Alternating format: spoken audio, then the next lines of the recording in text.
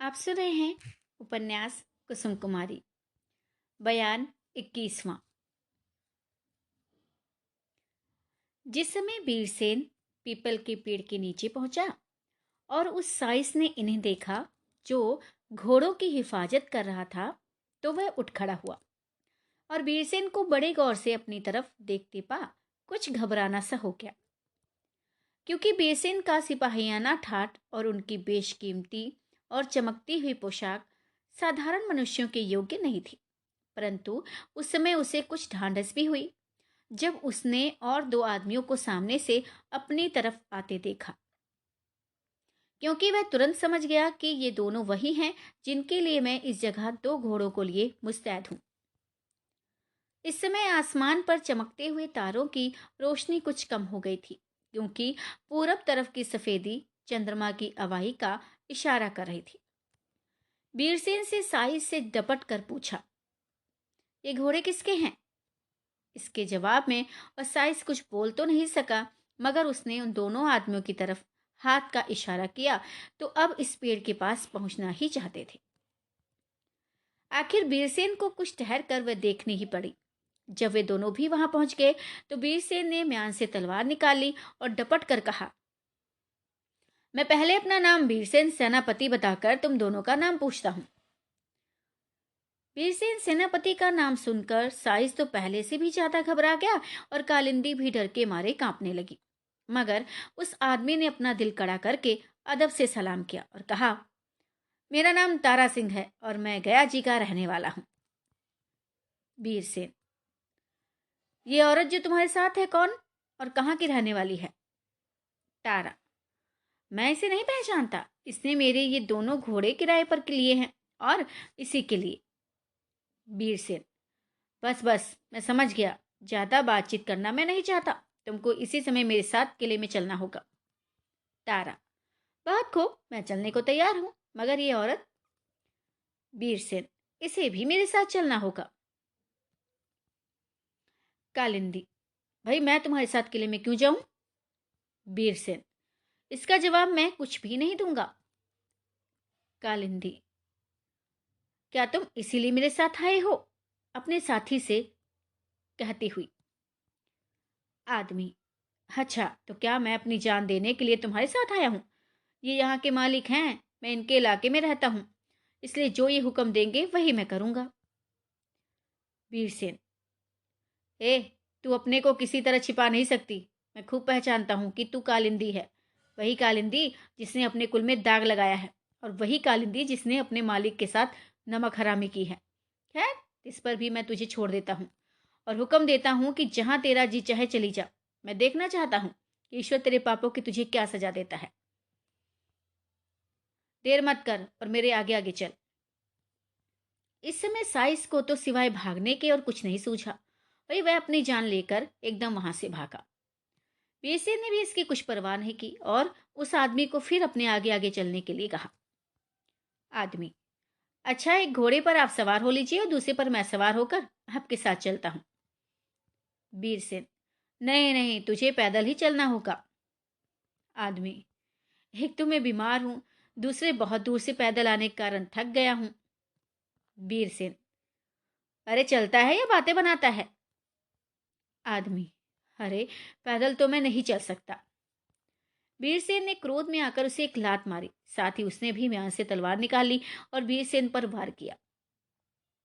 वीरसेन ने फुर्ती से बगल में हटकर अपने को बचा लिया और एक हाथ तलवार का ऐसा लगाया कि उसकी दाहिनी कलाई जिसमें तलवार थी कटकर जमीन पर गिर पड़ी और वह आदमी हक्का बक्का होकर सामने खड़ा रह गया। वीरसेन ने कहा, अभी चलेगा या इसी तरह अपनी जान देगा? मगर वह आदमी भी बड़ा साहसी था, कलाई कट जाने से भी वह सुस्त नहीं हुआ, बल्कि उसने अपने कमर से एक रुमाल निकालकर कटी हुई कलाई के ऊपर लपेटा और वीरसेन के आगे आगे किले की तरफ रवाना हुआ। थोड़ी दूर चलकर वीरसेन ने उससे कहा, देखो, इसमें कोई संदेह नहीं कि महारानी के गायब होने का हाल तुम जानता है, बल्कि इस बुरे काम में तू भी साथी रहा है। यदि इसी जगह उसका पूरा पूरा हाल बता दे तो मैं तुझे छोड़ दूंगा, नहीं तो समझ रख कि थोड़ी देर में तेरा सर धड़ से अलग कर दिया जाएगा।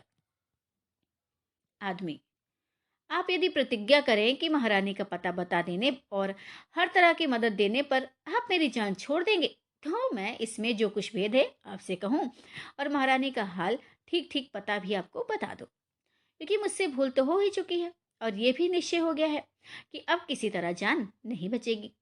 हाँ, इसके साथ ही आपको ये प्रतिज्ञा भी करनी होगी कि आप लोग मेरा नाम और पता नहीं पूछेंगे। वीर सिंह, ठीक है, यद्यपि तू इस योग्य नहीं है, तथापि मैं प्रतिज्ञा करता हूँ कि महारानी यदि जीती जागती मिल जाएंगी तो तेरी जान छोड़ दूंगा। मगर इस बात को भी खूब याद रखना कि अगर तू धोखा देने का उद्योग करेगा तो तेरी जान बहुत बुरी तरह से ली जाएगी, और मैं ये प्रतिज्ञा करता हूँ कि तेरा नाम और पता जानने के लिए जबरदस्ती नहीं की जाएगी। आदमी, आप क्षत्रिय हैं, आपकी प्रतिज्ञा कभी झूठी नहीं हो सकती। ना मालूम कौन से क्रूर ग्रह आ पड़े थे कि हम लोग कालिंदी के धोखे में आ गए और इतना बड़ा अनर्थ कर दे बैठे। हाय, निसंदेह वह काली नागिन है। खैर, जो होना तो हो गया, अब विलंब करना उचित नहीं। अभी तक महारानी बहुत दूर नहीं गई होंगी, क्योंकि जो लोग उन्हें ले गए हैं थोड़ी ही दूर पर एक नियत स्थान पर ठहर कर मेरे और कालिंदी के आने की राह देखते होंगे। अब खटका केवल दो बातों का है। एक तो ये है कि कालिंदी जो सब बखेड़े की जड़ है और जिसे आपने छोड़ दिया है वहां पहुंचकर लोगों को बहका न दे, और इस बात की खबर कहीं बाले सिंह को न पहुंच जाए जिसकी फौज किले के सामने वाले मैदान में पड़ी हुई है। साथ ही इसके इतना और भी कह देता हूं कि केवल आप ही अकेले चलकर महारानी को उन दुष्टों के हाथ से नहीं छुड़ा सकते, क्योंकि वे लोग लड़ने और जान देने के लिए तैयार हो जाएंगे। इतना ही कहते कहते वह आदमी सुस्त होकर जमीन पर बैठ गया, क्योंकि उसकी कटी हुई कलाई में जख्म ठंडा हो जाने के कारण दर्द ज्यादा हो गया था।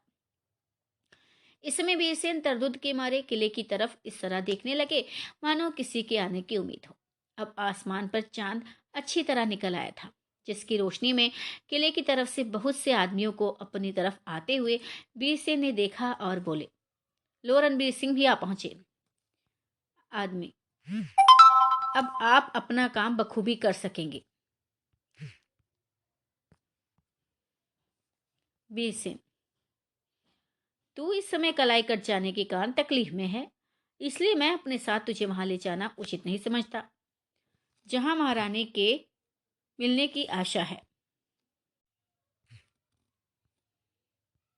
अस्तु, वहां का पता मुझे अच्छी तरह बता दे और तू मेरे आदमियों के साथ किले में जा।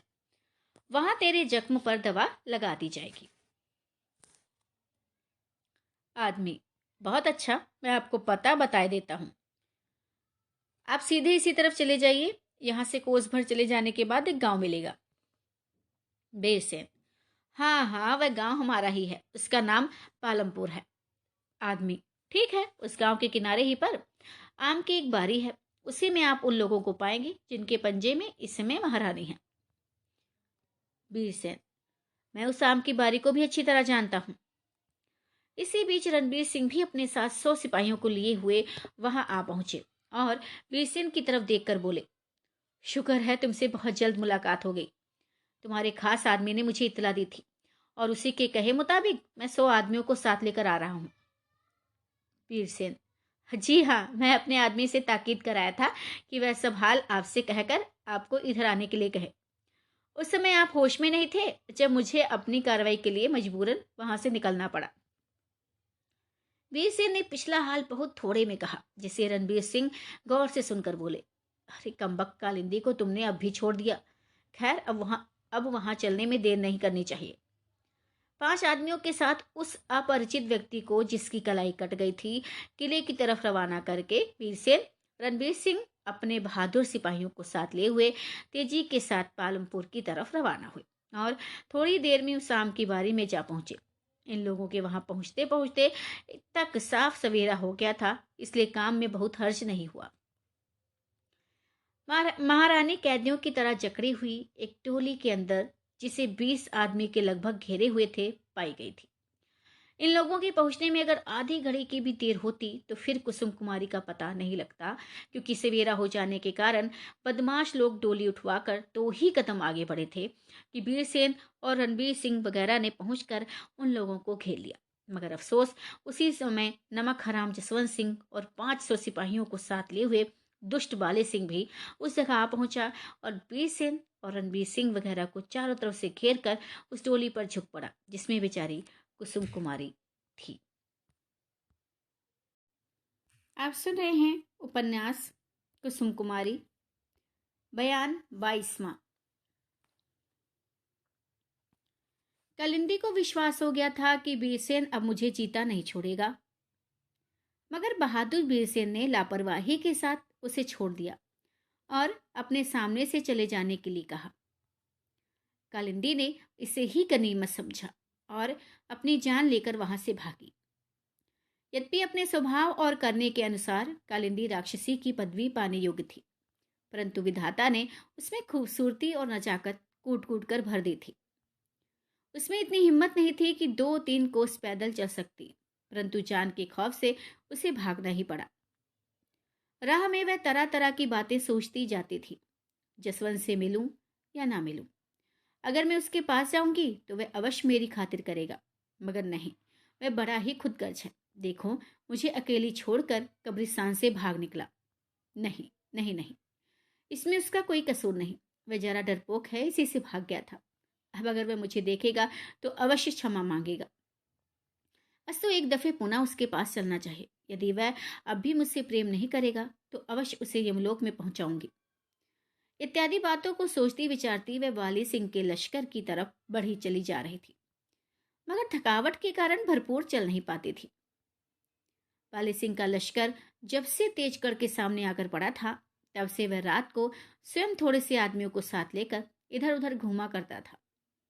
यद्यपि उसने कई जासूस गुप्त का पता लगाने चारों तरफ छिपकर घूमने के लिए मुकर्रर किए थे, परंतु जब तक वह स्वयं रात को इधर उधर न घूमता उसका जी नहीं मानता। आज भी वह थोड़े से सवारों को लेकर घूमने के लिए अपने लश्कर से बाहर निकला ही था कि एक जासूस सामने आकर खड़ा हो गया और बोला कि किले के पिछले दरवाजे से महारानी कुसुम कुमारी को निकाल ले जाने की नियत से कई आदमी किले के अंदर रिश्वत देकर घुसे हैं।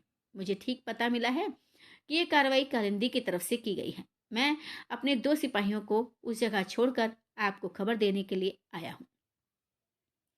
यह खबर सुनकर बाले सिंह बहुत खुश हुआ और उसी जासूस को हुक्म दिया कि जहां तक जल्द हो सके जसवंत सिंह को बुला लाए। जासूस जसवंत सिंह के खेमे की तरफ रवाना हुआ और बाले सिंह खड़ा होकर सोचने लगा कि अब क्या करना चाहिए।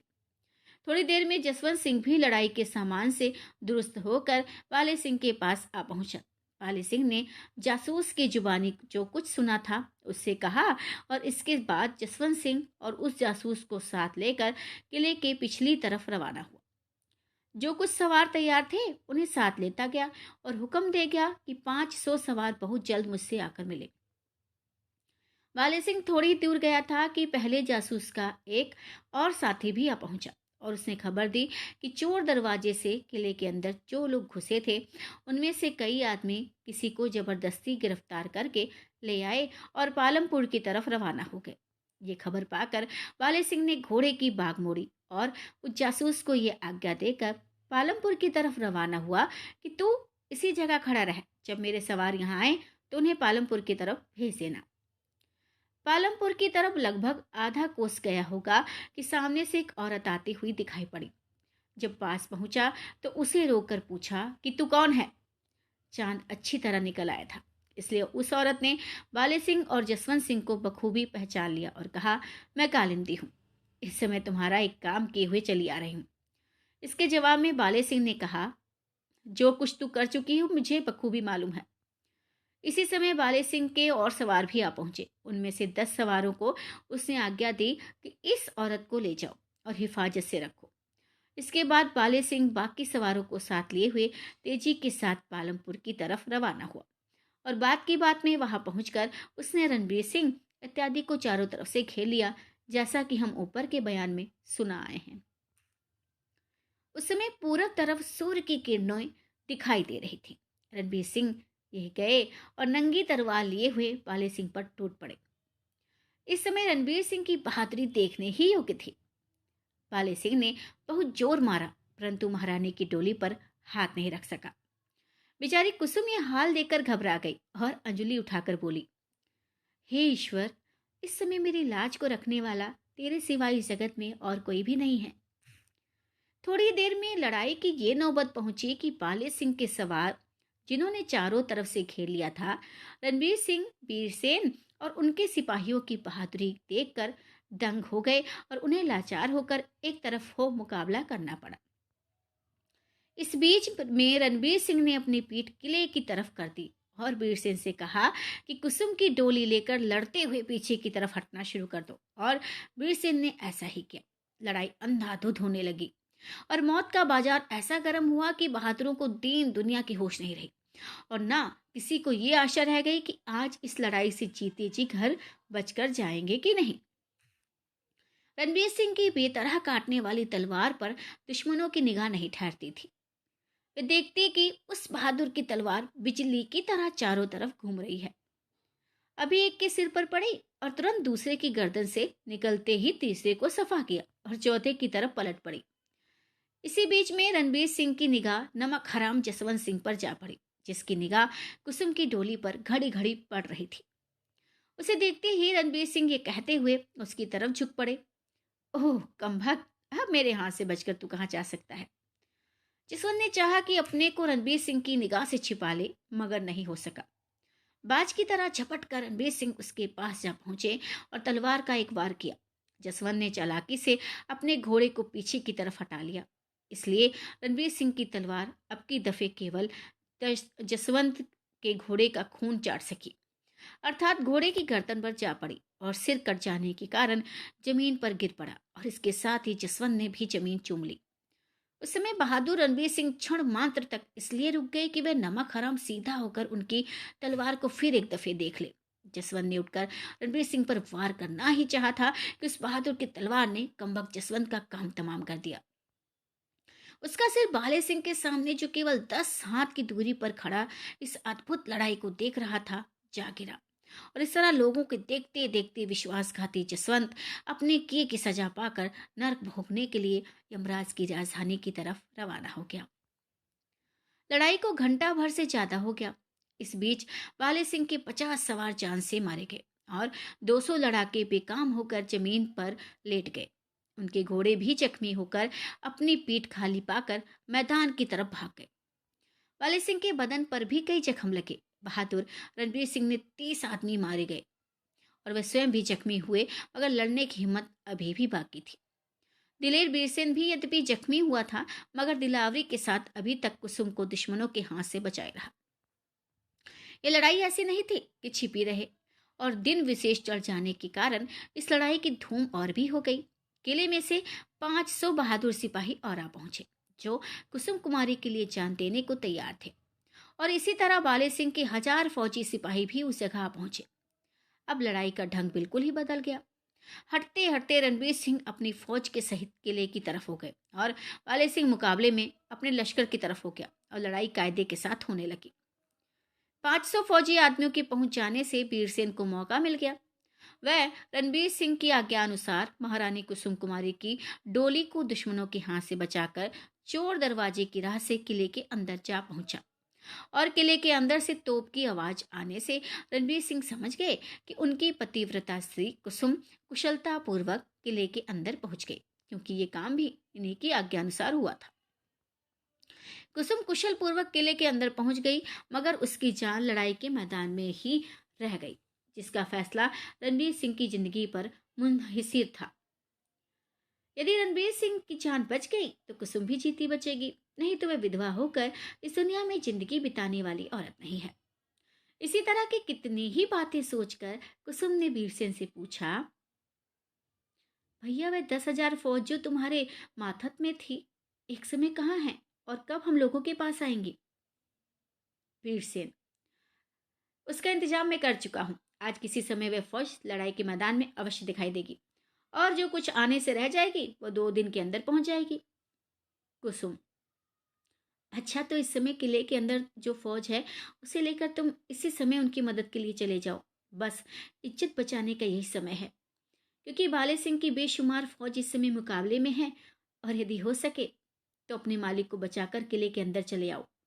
फिर हमारी फौज आ जाएगी तो देखा जाएगा। वीरसेन, जी हाँ, मैं अब एक शायद यहाँ न ठहरूंगा। जो कुछ फौज मौजूद है उसे लेकर अभी जाता हूँ। दिन पहर भर से ज्यादा चढ़ाने पर भी अभी तक किले के सामने वाले मैदान में लड़ाई हो रही है। पाले सिंह की बहादुरी ने भी बहुतों को चौपट किया, मगर रणबीर सिंह की चुस्ती चालाकी और दिलावरी ने उसे चौंधिया दिया था। इस समय वे सोच रहा था कि जसवंत सिंह के हाथ से जख्मी होकर रणबीर सिंह बहुत दिनों तक बेकाम पड़े रहे और बहुत सुस्त हो गए हैं। इस पर उनकी हिम्मत ने आज पंजे में आई हुई कुसुम को छुड़ा ही लिया। यदि वे भले चंगे होते तो नामालूम क्या करते। घंटे भर तक फौजी बहादुरों में लड़ाई होती रही और इस बीच में बाले सिंह की बहुत सी फौज वहां आकर इकट्ठी हो गई। जिस समय किले में की बची हुई फौज को साथ लेकर बीरसेन मैदान में आ पहुंचा, उसमें मार काट का सौदा बहुत ही बढ़ गया और बीरसेन ने भी खुलकर अपनी बहादुरी का तमाशा बाले सिंह को दिखा दिया। रणबीर सिंह और बीरसेन अपने बहादुरों को लेकर बाले सिंह की फौज में घुस गए। उस समय मालूम होता था कि इस लड़ाई का फैसला आज ही हो जाएगा। इसी समय बीरसेन की मातहत वाली फौज भी आती हुई दिखाई पड़ी, जिससे रणबीर सिंह के पक्ष वालों का दिल और भी बढ़ गया और वे लोग चीख खोलकर जान देने और लेने के लिए तैयार हो गए। लड़ाई का जौहर दिखाता हुआ हमारा बहादुर रणबीर ऐसी जगह जा पहुंचा जहां से बाले सिंह थोड़ी ही दूर पर दिखाई दे रहा था। उस समय रणबीर सिंह के जोश का कोई हद न रहा और वे बाले सिंह के पास पहुंचने का उद्योग करने लगा।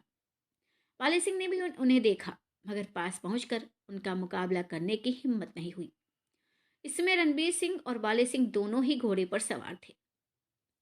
रणबीर सिंह को अपनी तरफ बढ़ते देख बाले सिंह छिप गया और धोखा देकर घूमता हुआ रणबीर सिंह के पीछे जा पहुंचा और पीछे ही से तलवार का एक भरपूर हाथ रणबीर सिंह पर चलाया। तलवार रणबीर सिंह के बाएं मोढ़े पर बैठी, जिससे उनको सख्त सदमा पहुंचा। उन्हें यह नहीं मालूम था कि पीछे की तरफ बाले सिंह आ पहुंचा है। तथापि चोट खाने के साथ ही रणबीर ने घूमकर एक हाथ दुश्मन पर ऐसा जमाया कि वे बेकार हो गया। तलवार उसकी जंघा पर बैठी और उसका दाहिना पैर कटकर जमीन पर गिर पड़ा और साथ ही इसके घोड़े की पीठ से लुढ़क कर जमीन पर आ रहा। बाले सिंह की फौज आदमी ये हाल देखकर हताश हो गए और अपने मालिक को उठाकर खेमे की तरफ भागे। बीरसेन रणबीर सिंह से दूर नहीं था और वह इस लड़ाई का तमाशा बखूबी देख रहा था। रणबीर सिंह ने भी बहुत सी चोटें खाई थी, मगर इस समय बाले सिंह के हाथ से पहुंची हुई चोट ने उन्हें एकदम मजबूत कर दिया। बाले सिंह से अपना बदला तो ले लिया, मगर उनकी आंखों के आगे भी अंधेरा छा गया और वे त्योरा कर जमीन पर गिर पड़े। इस समय बीरसेन ने बड़ी दिलावरी की, अपने आदमियों को साथ लिए हुए बिजली की तरह उनके पास जा पहुंचे और सब लोगों को देखते देखते उन्हें उठाकर अपनी फौज में ले गए।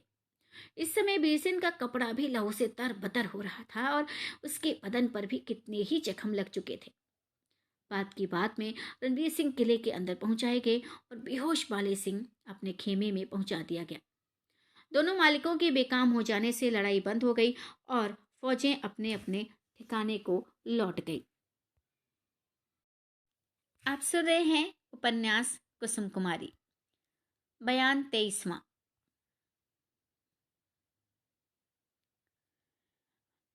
बाले सिंह के जख्म पर जर्राहों ने दवा लगाकर पट्टी बांधी, मगर वह 8 पहर तक बेहोश पड़ा रहा। इसके बाद होश में आया, तरह तरह की बातें सोचने लगा। वह अपने दिल में बहुत शर्मिंदा था कि केवल थोड़े से सिपाहियों को साथ लेकर रणबीर सिंह ने उसे नीचा दिखाया और देखते देखते महारानी कुसुम कुमारी को बचा ले गया। यद्यपि उसके दिल ने कह दिया था कि अब रणबीर सिंह के मुकाबले में तेरी जीत नहीं होगी और तुझे हर तरह से नीचा देखकर यहाँ से लौट जाना पड़ेगा, मगर वह अपने क्रोध को किसी तरह दबा नहीं सकता था और बहुत ही खिचलाया हुआ था। इस समय जबकि उसमें उठने की सामर्थ्य बिल्कुल नहीं थी, वह कर ही क्या सकता था। हाँ, चारों तरफ ध्यान दौड़ाने पर उसे कालिंदी का ख्याल आया, जिसे हिफाजत से रखने के लिए अपने आदमियों के सुपुर्द कर चुका था। उसने कालिंदी को अपने सामने तलब किया और बिना कुछ कहे या पूछे एक आदमी को हुक्म दिया कि इस औरत की नाक काट लो और छोड़ दो, जहां जी आई चली जाए। इसके बाद बाले सिंह क्या करेगा और अपना क्रोध किस पर निकालेगा, सोची कर छोड़कर हम इस जगह कालिंदी का कुछ हाल सुनाते हैं। वही कालिंदी जिसे अपने रूप पर इतना घमंड था, आज नकटी होकर कुरूपा स्त्रियों की पंक्ति में बैठने योग्य हो गई है। उसे बहुत ताज्जुब था कि बाले सिंह ने मेरे साथ ऐसा बर्ताव क्यों किया, मगर वह इसका सबब कुछ पूछ नहीं सके और उस समय जान बचाकर वहां से निकल जाना ही उसने उचित माना। उस समय जबकि उसे नकट्टी करके पाले सिंह ने निकाल दिया था, रात लगभग 2 घंटे की जा चुकी थी। रोती और अपने किए पर अफसोस करती हुए नमक हराम औरत नाक पर कपड़ा रखे पाले सिंह के लश्कर से बाहर निकली और सीधी पूरब की तरफ चल निकली। इस समय कोई उसका यार और मददगार नहीं था, बल्कि यूं कहना चाहिए कि उसे खाने तक का ठिकाना नहीं था, क्योंकि वह अपने जेवर भी चोर दरवाजे के पहरे वालों को रिश्वत में दे चुकी थी और अब केवल एक मानिक की अंगूठी उसकी उंगली में रह गई थी।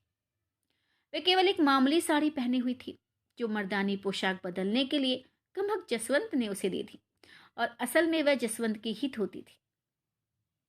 उदास और अपने किए पर पछताती हुई कालिंदी को एकाएक ख्याल आया कि और कोई तो महारानी के डर से मुझे अपने घर में घुसने नहीं देगा, मगर यहाँ से 2 कोस की दूरी पर हरिहरपुर मौजे के जमींदार की लड़की जमुना मेरी सखी है और मुझे बहुत चाहती है। शायद वे मेरी कुछ मदद कर सके तो ताज्जुब नहीं। अस्तु इस समय उसी के पास चलना उचित है। कालिंदी यही सोचती चली जा रही थी, मगर हरिहरपुर का रास्ता उसे मालूम नहीं था। वह बिल्कुल ही नहीं जानती थी कि मेरी सखी का घर किधर है और किस राह से जाना होगा। हाँ, इतना जानती थी कि एक नदी रास्ते में पड़ेगी। कालिंदी के नाक से अभी तक खून जारी था और दर्द से उसका जी बेचैन हो रहा था। थोड़ी देर में एक नदी के किनारे पहुंची और उस समय उसे मालूम हुआ कि उसके पीछे पीछे कोई आ रहा है। कालिंदी ने घूमकर देखा तो 2 आदमियों पर निगाह पड़ी। रात अंधेरी थी और कालिंदी भी घबराई हुई थी, इसलिए उन आदमियों की सूरत शक्ल के विषय में वह विशेष ध्यान न दे सकी, बल्कि डर के मारे कांपने लगी और खड़ी हो गई।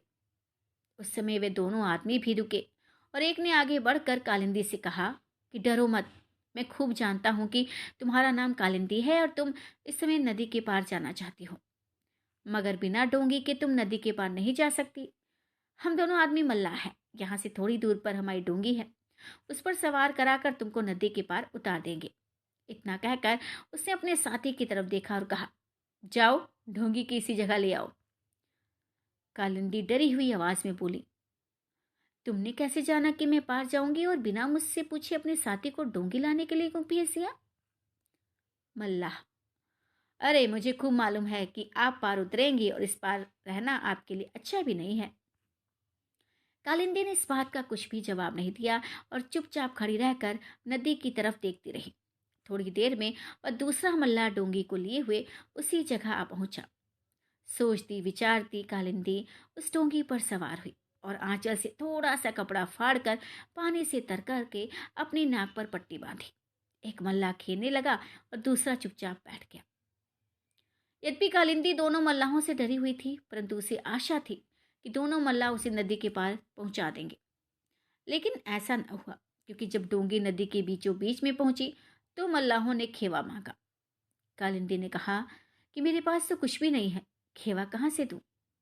मल्लाह ने कहा, डोंगी को बहाव की तरफ ले जा, खेवे की लालच से तो तुम्हें पार उतारते हैं, जब तक खेवा ना ले लेंगे पार नहीं जाएंगे। कालिंदी ने कहा कि तो डोंगी बहाव की तरफ क्यों ले जाते हो? तो मल्लाह ने कहा, खेवा वसूल करने की नीयत से। कालिंदी बोली, जब मेरे पास कुछ है ही नहीं तो खेवा कहाँ से दूंगी? तो मल्लाह ने कहा, कोई जेवर हो तो दे दो। तो कालिंदी ने कहा, जेवर भी नहीं है। मल्लाह ने फिर कहा, अगर जेवर भी नहीं है तो चुपचाप बैठी रहो, जहां हमारा जी चाहेगा तुम्हें ले जाएंगे और जिस तरह से हो सकेगा खेवा वसूल करेंगे। मल्लाह की आखिरी बात सुनते ही कालिंदी सुस्त हो गई और डर के मारे कांपने लगी। उसे अब निश्चय हो गया कि ये लोग बदमाश हैं और मुझे तंग करेंगे। जैसे जैसे डोंगी बहाव की तरफ तेजी के साथ जा रही थी, कालिंदी के कलेजे की धड़कन ज्यादा होती जाती थी। आखिर बहुत मुश्किल से अपने को संभाला और वह मानिक की अंगूठी जो उसकी बची बचाई पूंजी थी और इस समय उसकी उंगली में थी, उतार कर एक मल्लाह की तरफ बढ़ाती हुई बोली, अच्छा ये एक अंगूठी मेरे पास है, इसे ले लो और मुझे बहुत जल्द पार उतार दो। इसके जवाब में मल्लाह जो चुपचाप बैठा हुआ था, बहुत अच्छा कहकर अंगूठी ले ली। बहुत अच्छा कहकर कालिंदी के हाथ से अंगूठी ले ली। कालिंदी, अच्छा अब तुम मेरे सामने क्यों खड़े हो? किश्ती पार ले चलो। मल्लाह ने कहा, अब केवल इसलिए खड़े हैं कि तुझ कमबख्त को अपना परिचय दे दें। कालिंदी, क्या परिचय कैसा? मल्ला ने एक चोर लालटेन जिसे अपने बगल में छिपाए हुए था निकाली और उसका उसके मुंह पर से ढकना हटा के उसकी रोशनी अपने चेहरे पर डाली। उसका चेहरा देखते ही कालिंदी चिल्लाकर उठ खड़ी हुई और घबराकर पीछे हटती हटती बेहोश होकर गिर पड़ी। अब सुन रहे हैं उपन्यास कुसुम कुमारी, बयान 24वां।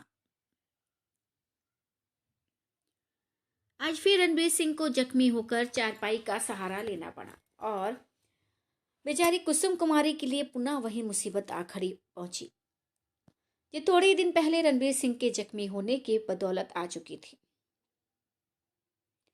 पहले तो कमबख्त और नमक हराम जसवंत ने फरेब देकर इन्हें जख्मी किया था। आज बाली सिंह के हाथ से जख्मी होकर तकलीफ उठा रहे हैं, मगर इस जख्म की इन्हें परवाह नहीं, बल्कि एक प्रकार की खुशी है, क्योंकि चोट खाने के साथ ही अपने दुश्मन से बदला ले चुके थे और उसे सदैव के लिए बेकार कर चुके थे। जिस कमरे में पहले मुसीबत के दिन काटे थे, आज ये उस कमरे में नहीं है, बल्कि आज उस कमरे में चारपाई के ऊपर पड़े हैं जिसमें अपने जीवन वृतांत की तस्वीरें देखकर ताज्जुब में आए थे। एक सुंदर और नरम बिछावन वाली चारपाई पर रणबीर सिंह पड़े हुए हैं। सिराने की तरफ बेचारी कुसुम कुमारी बैठी हुई है। सामने की तरफ चारपाई पर बहादुर बीरसेन पड़ा हुआ है। बीच में दीवान सुमेर सिंह, जो इन तीनों को अपने ही बच्चों के बराबर समझते थे, बैठे बातें कर रहे हैं और थोड़ी दूर पर 5-7 कमसिन और खूबसूरत लौंडियां हाथ बांधे खड़ी हैं। इस समय दीवान साहब भी सुस्त थे, क्योंकि इसके पहले के बखेड़े में जो किले के अंदर हुआ था जख्मी हो चुके थे, तथापि इस योग थे कि बैठकर इन लोगों से बातचीत कर सकते। रात लगभग पहर भर के जा चुकी है।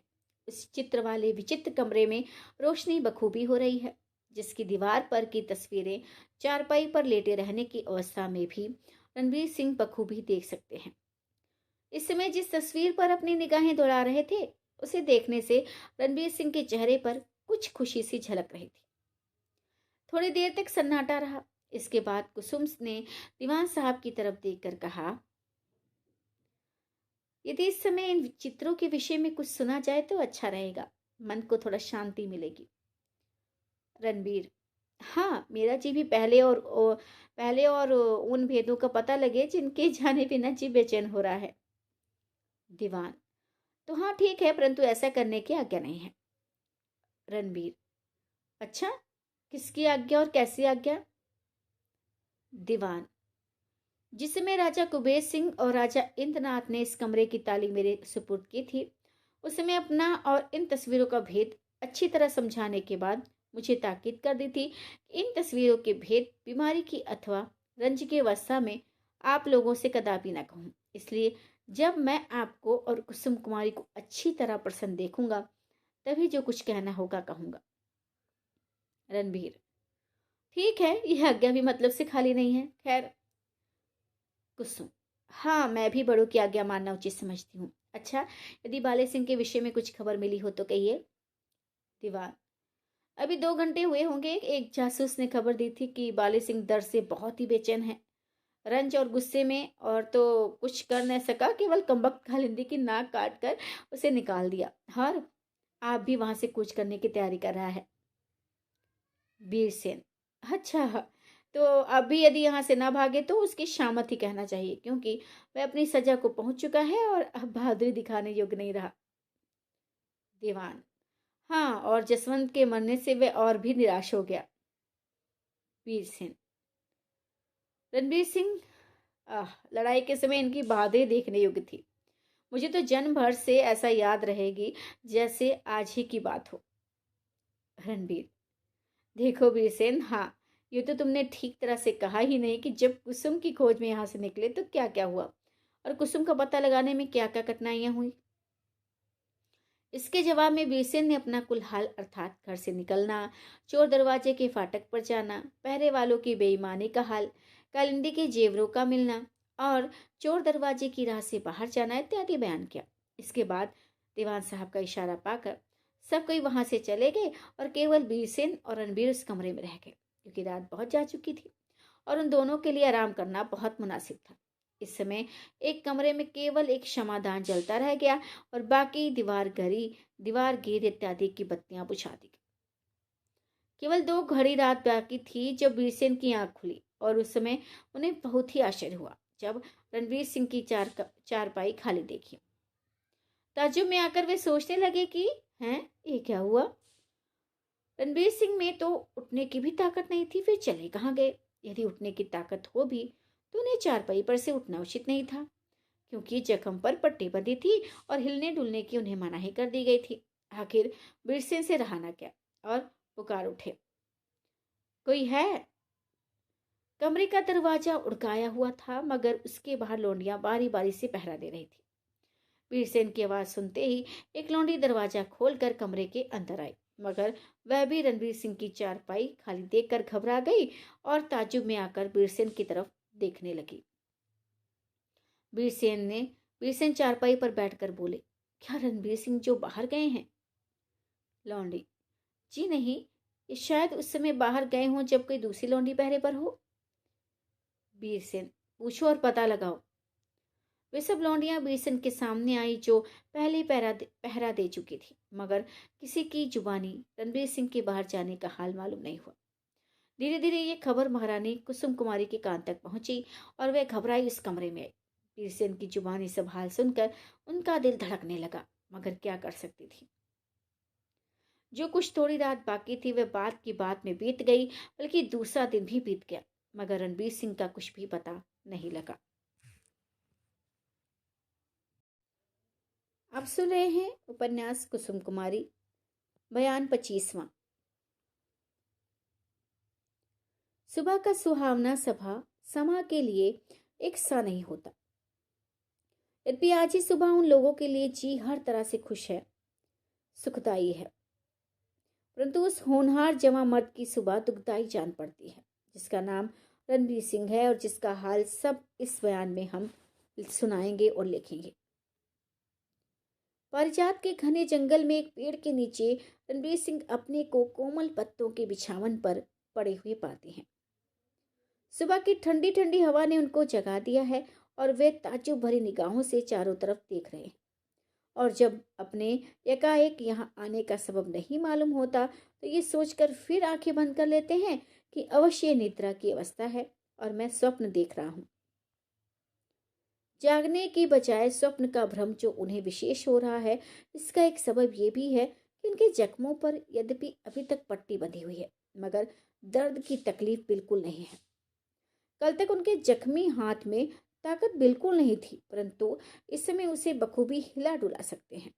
कमजोर बदन में इस समय ताकत मालूम होती है और वे अपने को बखूबी चलने फिरने के लायक समझते हैं। जख्मी आदमी की अवस्था थोड़ी ही देर में एकाएक इस तरह नहीं बदल सकती। इस बात को सोचकर उन्होंने दिल में निश्चय कर लिया कि ये स्वप्न है और फिर आंखें बंद कर ली, मगर थोड़ी देर तक चुपचाप पड़े रहने के बाद फिर आंखें खोलकर उठ बैठे और अचंभे में आकर चारों तरफ देखते हुए धीरे धीरे बोलने लगे। उफ, इस स्वप्न से किसी तरह छुट्टी नहीं मिलती। क्या जाने वास्तव में ये स्वप्न है भी या नहीं। नहीं, ये स्वप्न नहीं है। और देखो, पहले जब आँख खुली थी तो पूर्व तरफ सूर्य की केवल लालिमा दिखाई देती थी, परंतु इस समय धूप अच्छी तरह निकल आई है। इतने गुज्जान पेड़ों के सबब से पूरी धूप यहाँ तक नहीं पहुंचती, केवल बुंदकियों का मजा दिखा रही हैं, तथापि कुछ गर्मी मालूम होती है। अरे नहीं, ये स्वप्न कदापि नहीं है। मगर आश्चर्य की बात है कि एकाएक मैं यहाँ कैसे आ पहुंचा और मेरे कमजोर तथा जख्मी बदन में इतनी चलने फिरने की समर्थ कहाँ से आई। और ये पट्टियां वह नहीं है जो कुसुम के जराने लगाई थी, बेशक किसी ने बदली है। वह मरहम भी नहीं है, ये तो किसी किस्म की घास पीस कर लगाई हुई है। आश्चर्य। ईश्वर ने जड़ी बूटियों में भी क्या सामर्थ्य दी है। जख्म बिल्कुल ही मुंद गए हैं, मगर मालूम नहीं कि एक ही दिन में ये बात हुई है या कई दिनों में। आज ही यहाँ आया हूँ या कई दिन से इस जर्नी में पड़ा हूँ। मुझे यहाँ कौन लाया। यद्यपि मेरी बीमारी तो दूर हो गई, परंतु ये नेकी करने वाले ने मुझे एक उससे भी बड़ी बीमारी में डाल दिया। वह बीमारी कुसुम की जुदाई है, जख्मों में दवा लगाने के बदले यदि नमक पीसकर डाल दिया जाता तो इतनी तकलीफ नहीं होती जितनी कुसुम की जुदाई से हो रही है। इसलिए कुछ समझ में नहीं आता कि मैं इसे नेकी कहूँ या बदी। ये लो, दाहिनी आंख भी फड़क रही है। लोग इसे अच्छा कहते हैं, मगर मैं क्यों कर अच्छा कहूँ और कैसे समझूं कि किसी तरह की खुशी मुझे होगी। मैं अपनी तमाम खुशी कुसुम की खुशी के साथ समझता हूँ। इसमें उसकी जुदाई में तो अधमुआ हो ही रहा हूँ, मगर मुझे खोकर भी वह भी बहुत पछताती होगी। हाय, उस आदमी की सूरत भी नहीं दिखाई देती जो उस किले के अंदर से मुझे इस तरह उठा लाया कि किसी को कानो कान खबर तक ना हुई। वह कौन है? यहाँ अगर कोई है तो मेरे सामने आए। मगर रणवीर सिंह की बात का किसी ने कोई जवाब नहीं दिया। वे और भी घबराए और सोचने लगे कि अब बिना इधर उधर घूमे कुछ काम नहीं चलेगा। कोई मिले तो उससे पूछूं कि तेजगढ़ किधर और यहाँ से कितनी दूर है। अफसोस, इसमें मेरे पास कोई हरबा भी नहीं है। यदि किसी दुश्मन से मुलाकात हो जाए तो मैं क्या करूंगा। एकाएक रणबीर सिंह की निगाह एक लिखे हुए कागज पर जा पड़ी जो उस पेड़ के साथ चिपका हुआ था, जिसके नीचे कोमल पत्तों के बिछावन पर उन्होंने अपने को पाया था। पास जाकर देखा तो ये लिखा हुआ था, उसको मत भूलो जिसने तुमको सब योग्य बनाया। पश्चिम की तरफ जाओ, जहां तक जा सको। दोस्त और दुश्मनों से होशियार रहो। इसके पढ़ने से एक नई फिक्र पैदा हुई, क्योंकि उस कागज में पश्चिम तरफ जाने की आज्ञा के साथ ही दोस्त और दुश्मनों से अपने को बचाने के लिए धन्यवाद दिलाया गया था। थोड़ी देर तक तो खड़े खड़े कुछ सोचते रहे। अंत में ये कहते हुए पश्चिम तरफ को चलने के लिए कि जो होगा देखा जाएगा। लगभग आधा कोस के जाने के बाद उन्हें पत्ते की एक झोपड़ी दिखाई पड़ी, जिसके आगे की जमीन बहुत साफ और सुथरी थी। छोटे छोटे जंगली मगर खुशनुमा पेड़ों को लगाकर छोटा सा बाग भी बनाया हुआ था, जिसके बीच में एक साधु धुनी लगाए बैठा था, जिसने रणबीर सिंह को देखते ही पुकारा और कहा कि हाओ रणबीर, मैं मुबारकबाद देता हूं कि तुम दुश्मन के हाथ से बच गए। रणबीर: प्रणाम। मेरी समझ में नहीं आया कि आपने किस दुश्मन की तरफ इशारा करके मुझे मुबारकबाद दी। साधु: आओ मेरे पास बैठ जाओ, सब कुछ मालूम हो जाएगा। रणबीर: अच्छा, क्या आप अपना परिचय मुझे दे सकते हैं? साधु: हाँ, परंतु आज नहीं। इसके बाद में एक दफे तुमसे और मिलूंगा, तब अपना हाल कहूंगा। इस समय जो जरूरी बातें मैं कहता हूँ उसे ध्यान से देकर सुनो। रणबीर: आज्ञा दीजिए, मैं ध्यान देकर सुनूंगा। रणबीर सिंह के ऊपर साधु का रोब छा गया। दमकता हुआ चेहरा कह देता था कि साधु महाशय साधारण नहीं है, बल्कि तपोबल की बदौलत अच्छे दर्जे को पहुंच चुके हैं। उनकी अवस्था चाहे जो हो, परंतु सिर और दाढ़ी के बाल चौथाई से ज्यादा सफेद नहीं हुए थे। और रणबीर सिंह गौर करने पर भी नहीं समझ सकते थे कि इन साधु महाशय की इज्जत और मोहब्बत उनके दिल में ज्यादा क्यों होती जा रही है। साधु: मैं समझता हूँ कि तुम्हें इस समय जख्मों की तकलीफ नहीं होगी और उस अनमोल बोटी ने तुम्हें बहुत कुछ फायदा पहुंचाया होगा जो तुम्हारे जख्मों पर बांधी गई थी। रणबीर: हाँ, बेशक अब मुझे किसी तरह की तकलीफ नहीं है। मालूम होता है कि यह कृपा आप ही की तरफ से हुई है। साधु: देखो, इसका जवाब मैं अभी नहीं दे सकता। हाँ, अब सुनो मैं क्या कहता हूँ। कुसुम बेशक तुम्हारी है, क्योंकि उसके साथ तुम्हारी शादी हो चुकी है, परंतु तेजगढ़ उसकी अमलदारी है। इसलिए तुम स्त्री की अमलदारी में रह के और वहां हुकूमत करके जमाने के आगे इज्जत नहीं पा सकते। बेशक उससे जुदा होने का रंज तुम्हें होगा, परंतु इस समय उसका ध्यान भुला देना चाहिए। तुम्हें वह दिन याद होगा जिस दिन तुम्हारा बाप राजा इंद्रनाथ अपने मित्र नारायण दत्त को देकर आजाद हुआ था और तुम्हें उसके सुपुर्द करके साधु हुआ था। रणबीर: जी हाँ, वह बात मुझे बखूबी याद है, परंतु ऐसा करने का सबब मैं कुछ नहीं जानता। साधु: इसके कई सबब हैं जो पीछे मालूम होंगे। उनमें से एक सबब यह भी है कि बेईमान कर्मचारियों ने उन्हें कई दफे जहर दिया था, जिससे उन्हें राज्य से घृणा हो गई थी। तथापि उन्होंने जो कुछ किया अच्छा किया। आज इतना समय नहीं है कि मैं उनका खुलासा हाल तुमसे कहूँ, बल्कि मैं समझता हूँ कि बहुत कुछ हाल दीवान सुमेर सिंह ने तुमसे उन चित्रों को दिखाकर कहा होगा जो कुसुम के खास महल में एक कमरे के अंदर दीवारों पर बने हुए हैं। रणबीर: हाँ बेशक, उन चित्रों ने मेरी आंखें खोल दी थी। परंतु दीवान साहब की जुबानी उनका हाल सुनने का मौका नहीं मिला, क्योंकि पहले दिन जब दीवान साहब उन तस्वीरों की तरफ इशारा करके खुलासा हाल कहने लगे, तभी कुसुम पर आफत आ गई। साधु: हाँ हाँ हाँ, उसका हाल मुझे मालूम है। अपना बयान जल्द खत्म करो। हाँ, तो दूसरे दिन जब दीवान साहब से उन तस्वीरों का हाल मैंने पूछा, तो उन्होंने ये कहकर टाल दिया कि बीमारी अथवा रंज की अवस्था में इन तस्वीरों का हाल कहने की आज्ञा नहीं है। साधु: तो दीवान ने बहुत अच्छा किया। खैर सुनो, इसी समय मेरी आज्ञा अनुसार तुम्हें एक जरूरी काम करना होगा, जिससे तुम इनकार नहीं कर सकते, और न उस काम को किए बिना तुम दुनिया में खुशी और नेकनामी के साथ रह सकते हो। रणबीर: मैं समझता हूँ कि कुसुम के महल से एकाएक मेरा यहाँ पहुंचना आप ही के सबब से हुआ। साधु: अरे तुम छोड़ो इन सब बातों को। तुम अभी मत पूछो, क्योंकि मैं तुम्हारी इन बातों का जवाब नहीं दूंगा। अच्छा, पहले इस कागज को देखो और पढ़ो, फिर जो कुछ मैं कहूँ उसे करो। इतना कहकर साधु ने धूने के बगल की जमीन खोदी और वहां से कागज का एक छोटा सा मुट्ठा निकालकर रणबीर सिंह के हाथ में दिया। रणबीर सिंह ने उसे खोला और पढ़ना शुरू किया। सबके ऊपर एक तस्वीर थी और उसके नीचे कुछ लिखा हुआ था। रणबीर सिंह उस कागज को पढ़ते जाते थे और आंखों से आंसू की बूंदें गिरा रहे थे, यहाँ तक कि कागज खत्म करते करते तक हिचकी बन गई और अंत में कागज जमीन पर रखकर साधु महाराज के पैर पर गिर कर बोले, बस अब सिवाय आपके बदनामी का टीका मेरे सर से छुड़ाने वाला और कोई भी नहीं है। साधु ने रणबीर को जमीन पर से उठाकर गले से लगाया और कहा, घबराओ मत, आज दोपहर बाद तुम्हें अपने साथ लेकर मैं रवाना हो जाऊंगा। साधु महाशय इतना कहकर उठ खड़े हुए और रणबीर को बैठे रहने के लिए ताकीद करके जंगल में चले गए। थोड़ी देर बाद वे एक बूटी हाथ में लिए हुए आ पहुंचे, जिसके जड़ का हिस्सा तोड़कर रणबीर को खाने के लिए दिया और पत्तियां मलकर उसका पानी रणबीर के जख्मों में लगाने के बाद बोले, अब तुम्हें जख्म की तकलीफ बिल्कुल नहीं रहेगी और चलने तथा लड़ने की ताकत भी आ जाएगी। घंटे भर बाद कुटी के अंदर से 2-4 फल लाकर रणवीर को खिलाया और पानी पिलाया। दोपहर होते होते उन्हें अपने साथ चलने के लिए कहा और कागज का मुट्ठा जो रणबीर को पढ़ने के लिए दिया था, जंगल में रणबीर के सामने ही एक पेड़ के नीचे गाड़ दिया।